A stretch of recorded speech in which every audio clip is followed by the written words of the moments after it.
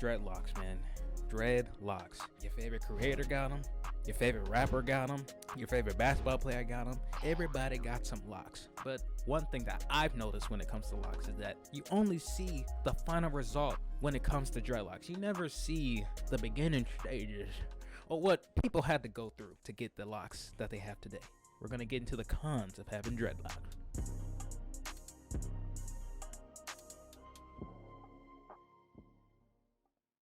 See, right now, this is probably you. You probably have like a little fro, probably like a cruddy, one of those type of deals, right? And you got so many high expectations of what your hair will look like. But before you get there, down the finish line, you got to go through some stages. You got to go through some phases. And the first phase you will enter once you get your first retwist, my brother, is that god-awful, ugly phase. The purpose of the ugly stage is so that your hair can get used to being twisted and coiled up like that. Now, when you're out in public and you got your retwist, but it's in that ugly phase, and people are like, bro, what are you doing with your hair? What is that? What is that on top of your head? All you're gonna have to do is tell them, bro, trust the process, bro. My hair gonna hang low, da da da da da. And honestly, they might laugh at you and not say your hair's looking weird, but that's what it comes with. Now, with the ugly phase, it may last up to like 3 to 6 months. I mean, it all depends on your hair and how it grows and things like that. So now, even with going through the ugly phase and getting a retwist, sometimes getting a retwist may not even matter, because your hair still will look crazy and it will still look funny. It's kind of like a lose-lose, honestly. I'm just talking from experience, you know. I've been through the ugly stage myself and it was brutal. My hair was looking funny. I also had a brutal ugly stage because I honestly had a hard time finding a good lock maintenance stylist. I'll give y'all a couple scenarios of me going through the trials and tribulations of finding a good loctician. I remember the first woman I went to, right? You know, it was just like a normal retwist, but like a week later, the gel that she used, it was irritating my scalp and my hair started looking all nappy, even with a shape up. And then I tried to book an appointment again, and it's like she was being all late and inconsistent with communication. And when you have locks, you don't have time for that. You need somebody who's gonna be on it. Now with the second person, it was actually in this shop called the Braiding Palace. So I go in the shop, they recommend me this woman, and it was an older woman who was doing my hair. You could tell she's been in the game of doing hair for centuries. I've never seen an old woman's hands look that muscular and swole. She been putting them joints to work probably since like back in the 50s, 60s, bro. Who knows, bro? But so she was the one who did my hair. I was going through it in that chair, and I get up from the chair and I look in the mirror. I was just so in awe and confused. It was terrible. It's like the root of my hair wasn't even twisted, but the end was. So that resulted in me having this like Sonic looking dread type freeform wicks type cut. And I didn't ask for that. I don't want no wicks. So I'm like, yeah, I gotta find somebody else. But through all those trials and tribulations, man, I finally found somebody who can get my hair right. And we've been locked in ever since. She be doing her thing. But now, here you are again. Maybe you've gone through the trials and tribulations of trying to find a good loctician, and you finally found one. And your hair is looking clean. You're starting to exit the ugly phase, alright? But even though your hair is looking nice, it's not feeling as nice. It's actually starting to itch a little bit.